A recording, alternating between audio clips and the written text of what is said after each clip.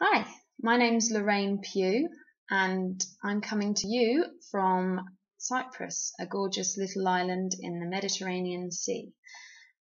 This video is hopefully the first of many, and it's all going to be about crochet mostly, a little bit of knitting too, yarn, lots of yarn, and general beautiful things, nice things that I see in Cyprus, this lovely island, because I appreciate that a lot of people perhaps haven't been to Cyprus before. Saying that, this video will be aimed also at many of the people that I know in Cyprus. To give you a little bit of background information, my mother has a craft and embroidery shop over here, and she had one in the UK as well, because we used to live in the UK. Moved over here like over 10 years ago and opened a shop over here unintentionally. Originally, what actually happened was, because she had her contacts and she ran a successful shop in the UK, when friends over here found out, they would say, "Oh, can I come over and see some of the stuff you've got, this, that and the other?" And it just sort of happened on its own, I suppose. She ended up opening a shop, even though she planned on retiring, bless her. And it's still going strong. So I work there, and it was about 4 years ago. She sat down with me one day and she taught me how to crochet.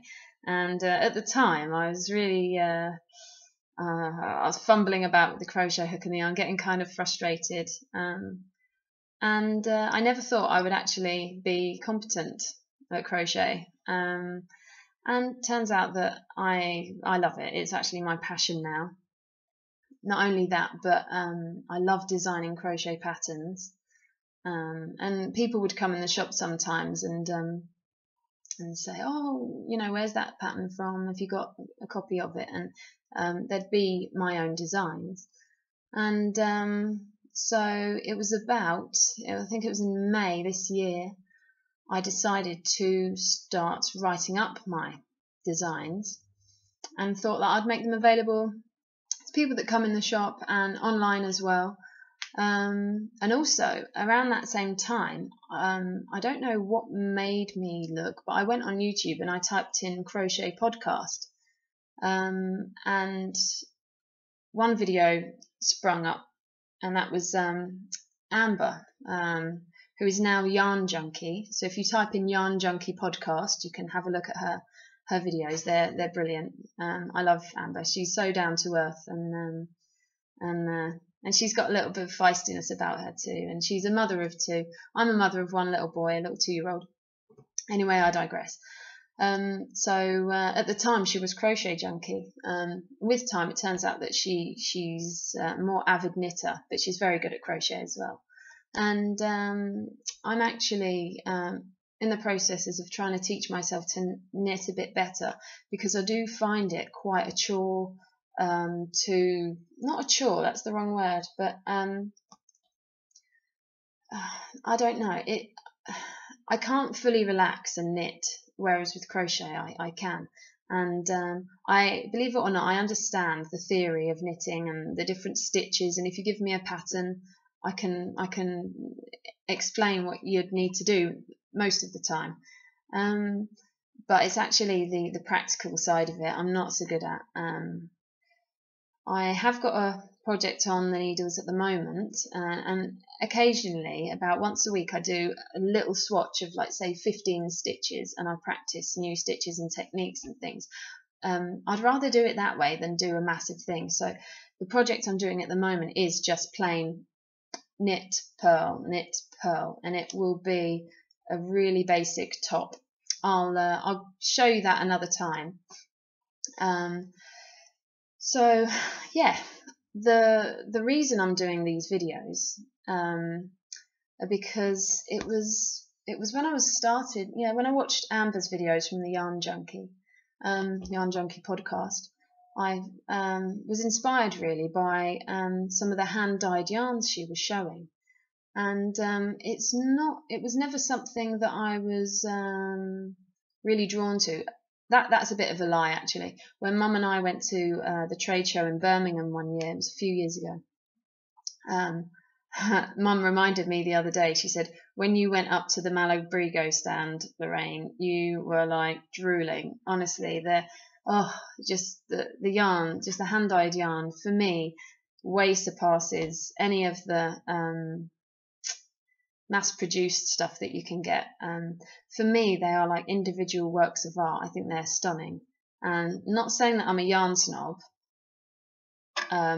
but I wouldn't say I still use some acrylic yarns, obviously, because if I'm completely honest, many of the customers that come in, they knit so much and they do so much for charity that if you were to try and knit with these really posh, expensive, hand-dyed, stunning yarns, you'd just it really doesn't make sense when you could just knit tons more for charity. And a lot of the ladies that come in do knitting for the preemie baby units, so they're doing an amazing job. The reason for these videos, I keep digressing, don't I, are basically to show some of my designs to you, but also to show people in Cyprus and around the world that there are people out there that you can meet and chat to, because some of the people that come in the shop, I do sense that some are maybe a bit lonely, and we do have craft groups on.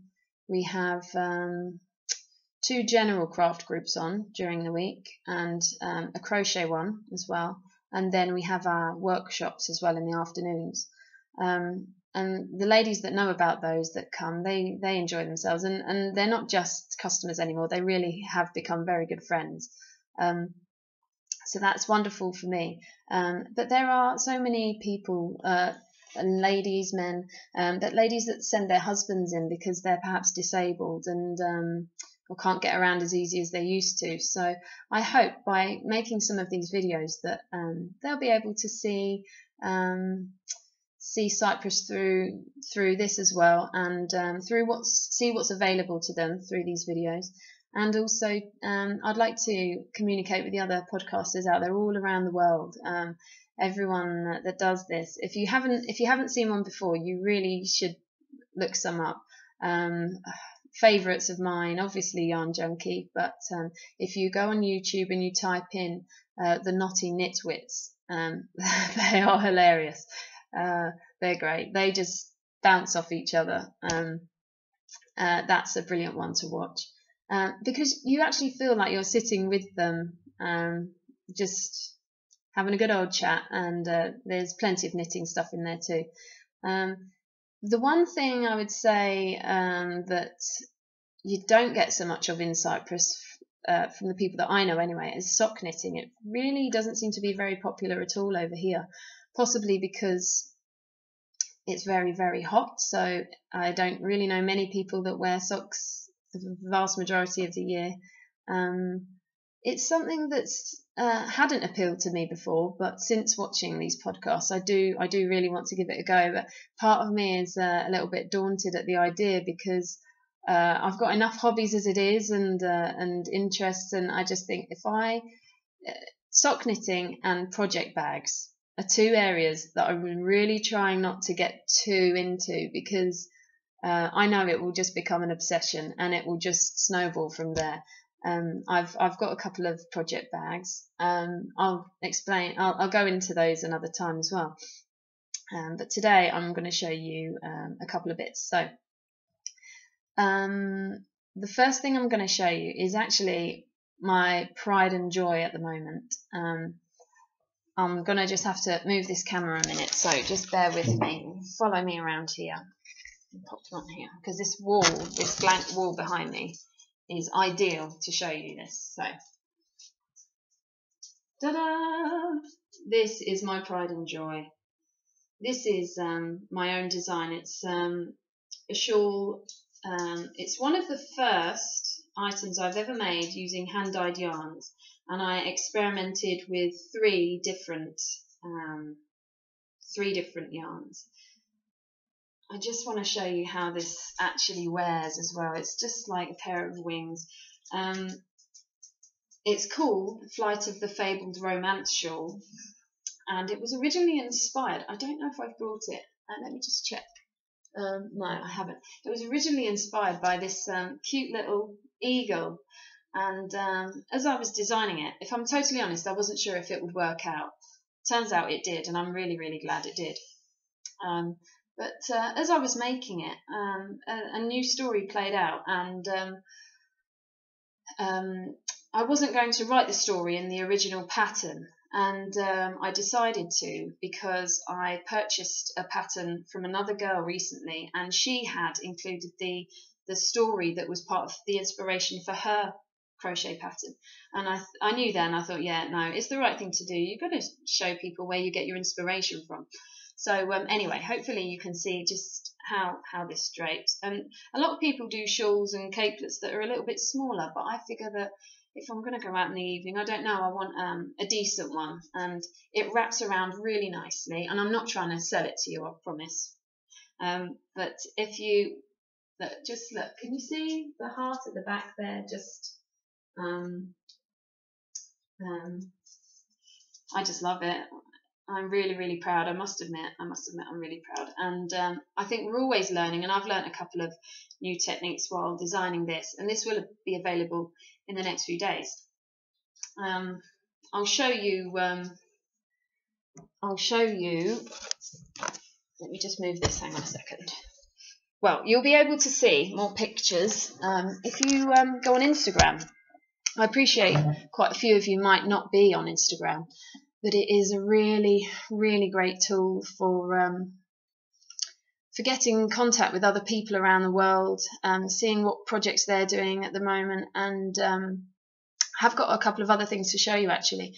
Let me just pour this cup of tea that I've got. If you don't watch podcasts, you'll not realise that a lot of them do. Well, they've got like their cup of tea or cup of coffee, and they hold up their mug and stuff. It's amazing how dry your mouth gets when you're just yapping away. So I don't really talk this much usually. I don't think I do anyway. Obviously I do. So my project bag. What shall I show you first? I'm going to show you something else first. This. I love this bag. It's from the Panoacadelia herb garden, and they have a farmer's market on the first Sunday of every month. So if you live in Cyprus, you should definitely go there. This is a second design that I've got on the hook at the moment, and this one, again, it's got a whole story behind it. It's kind of cheesy, really, but if you buy the pattern, you'll see the story because it's slightly embarrassing. I don't know, it shouldn't be embarrassing, should it? Anyway, this one is called Shield Me from the Sun. Hopefully you'll see why. Anyway, hopefully you'll be able to actually see this. I don't know how the colours are playing out there, but it's the sun in a sort of a shield shape. I'll show you it more when I've got further on it. But as I was saying about Instagram, if you go on there, I'm on Instagram as Lorraine Pugh Designs, LORRAINE PUGH Designs, and it was a couple of weeks ago now. I shared a picture of this yarn. I'll hold it up. Hopefully you'll be able to see. Obviously there's the red that you've just seen, and that is blended into black. So sorry, you can see that. This is another yarn. Oh, it's just gorgeous. Doing that. It's not actually. I don't know if you'll be. That's quite a good representation. It's a grey and black in the middle. It's called Fading to Grey. This one. I believe this one's called Vampire. I think. And this is who dyes the yarn. Her name is Catherine from Wollelfe. And honestly, the quality is so, it's just gorgeous. It's really nice to work with. I've ordered a couple of other bits from her, and I'll show you those. They're in my bag just there. So this is what I'm doing at the moment. Let's get this bag. I'm not going to try and be clever. Right. So in here, I've got some more yarn from Wollelfe, or Wollelfe. I don't actually know how you pronounce it. That's the only problem with reading things all the time, isn't it? You don't always know how to pronounce things. Right, this is just beautiful.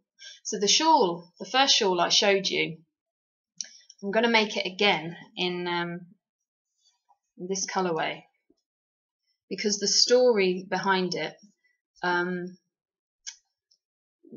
there are two outcomes, if you like. That's all I'll say about it at the moment. But this is gorgeous. It's like turquoise. Can you see that? Turquoise fading to black. Oh, it's lovely. And again, Wollelfe, obviously. This is 300 grams. It's like a 4-ply merino nylon. You get 1200 meters in there. So I'm really looking forward to doing that. And then there's this one. Now, this I originally ordered for something else. This is like turquoise. And you can get this yarn on Etsy. If you type in Wollelfe, Wollelfe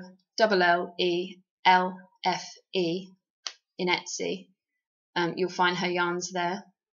All hand dyed, mostly gradient yarns. They're just stunning. And if you've got any custom orders, she's more than happy to do those for you. They come here to Cyprus within about 7 days, maybe less sometimes. She is actually on Instagram as well. If you type in Wollelfe yarn, Wollelfe.yarn, WOLLELFE.YARN, you'll see all the pictures that she's put up there, and you also get to see current works in progress of other people.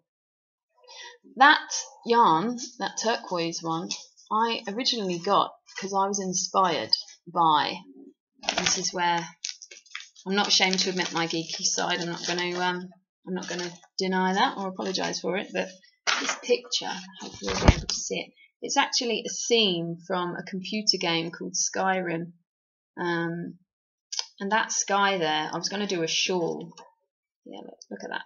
I was going to do a shawl that was sort of an abstract replica of that scene. But as I was playing with my yarns, as you do, you just go through your cupboard, don't you, and start playing around. I got this yarn from Sunshine, from My Mama Knits. That's another Etsy shop. MyMamaKnits. My Mama Knits. She's also on Instagram as Sunshine _ Stewart, and that's Stewart STEWART. Oh, her yarns are just beautiful. So this is the Wollelfe yarn, and so this was supposed to be for the scene of Skyrim, if you like. But when I received this yarn from Wollelfe, from My Mama Knits, from Sunshine, something just told me you need to put it with that Wollelfe gradient. Can you see? Right, if I try and show you this one first. The colours in there, I know the quality's not brilliant, but that'll improve. Hopefully I'll get a better camera, but it's actually called Change Lobsters Again. So you've got that lobster. She's really, I don't know how she's done that. It's just amazing. And the turquoise in there. And I really want to make, I think I know what I want to do, so I don't want to give it away, but stripes in those two. It's just going to, love it. This is her label. I'll hold it up to you so you can recognise that. But this is sock yarn. It's merino wool and nylon. 100 grams, and you get 425 meters. Sorry, not used to this, but there we go. So that's basically mostly what I've got to show you today. And hopefully it won't be long before I'm sharing the second video. I've got so much I really want to say, but why not let that happen over a course of a few weeks, I suppose, a few videos and stuff. So I don't know exactly where this will end up, but that's the exciting bit, isn't it? So I hope you all have a lovely day. I hope you've enjoyed this video, and we'll catch up soon. Bye.